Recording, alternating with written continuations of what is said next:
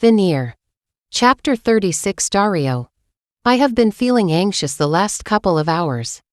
It's a few minutes to midnight and we are driving towards the location where Guzji is being kept. Joshua and his team were able to figure out where she is. Apparently they are keeping her beyond the outskirts of town in what seems like an abandoned house in a secluded place outside a small village.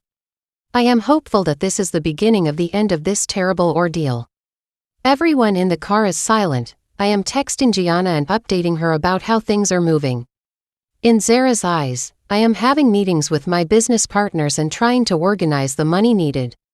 She still thinks I should go to the police, but I have told her I have everything figured out. If everything goes as planned, we will have my daughter and be back home by 3 a.m. The entire time I have been trying to be as positive as possible, but deep down, there's a part of me that is still afraid of things going wrong because I know there's a chance things could come crashing down around us. When we finally arrive, we park the cars a few miles away from the house and step out. Joshua leads the way. Police, open up. Joshua bangs on the door. We stand to the side while we wait for an answer.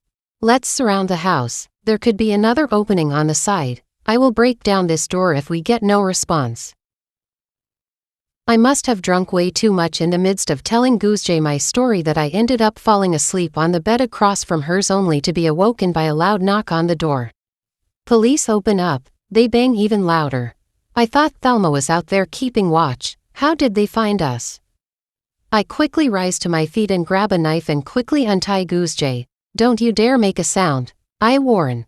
Then I put my arm around her neck. Keep still. With a knife pointed at her, I slowly lead her to the back door. Shit, the keys. I can't find the keys. How did they get here? This wasn't part of the plan. My heart races as I begin to panic. Just accept defeat and let me go. You can't save yourself from this. Even if you find the keys, this house is obviously guarded and we will still be busted. When there's no response, Joshua begins to kick at the door until they break it down and we march in. Guzji. Guzji. Upon entering the apartment, Ollie takes Guzji hostage at knife point and then immediately stabs her in the neck with a 9-inch carving knife, and Guzji screams in pain. Gripping his gun, Joshua pulls the trigger in an instant, shooting him in his arm. When Ollie clutches his arm in pain, Joshua and his team move into action and grab Ollie. Guzji. Guzji. I rush towards my daughter before I get on top of her and put my fingers in the gash to try to stop the bleeding. Shortly after that, we were driving to the hospital. I have called Gianna and given her an update of how things moved. She and Zara will meet us there. Gianna. We get to the hospital to find Dario in the hallway. Zara, Tura and I rush to him. I get to him first and wrap my hands around him. He pulls me close and holds me tight. The tears begin rushing down my face. She will be fine, he assures me. She will be fine. I managed to stop the bleeding a bit. She wasn't bleeding as much when we arrived here. She will be stitched on and sent back home. What about Ollie? Where is he? Tura asks. Yes, where is that bastard? I want to murder him myself for what he did to my child. Has he said who he is working with? He is being treated by the doctor too because he was shot, but he is under police monitoring.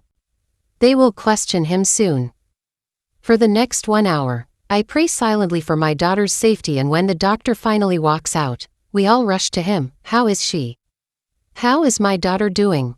I ask. She had passed out and went into convulsions but regained consciousness while she was on the gurney. The good news is that we managed to clean and stitch the wound. She's also been given an injection to ease the pain. She will be kept overnight for a blood transfusion. Thank you, doctor. Can we see her? Yes, but keep it brief. I would like her to rest, he says, directing us to her room.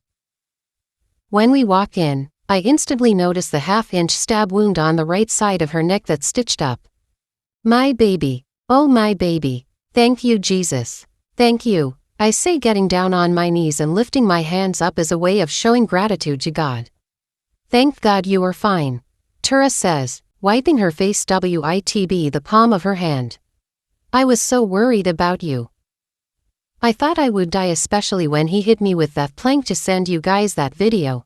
I really thought I wouldn't make it out alive, but thank God you came in time, Daddy. Thank God you saved me. You know I would do anything for you, child. You mean the world to me. Thank you. We spend a few minutes with her before the doctor asks us to give her time to rest.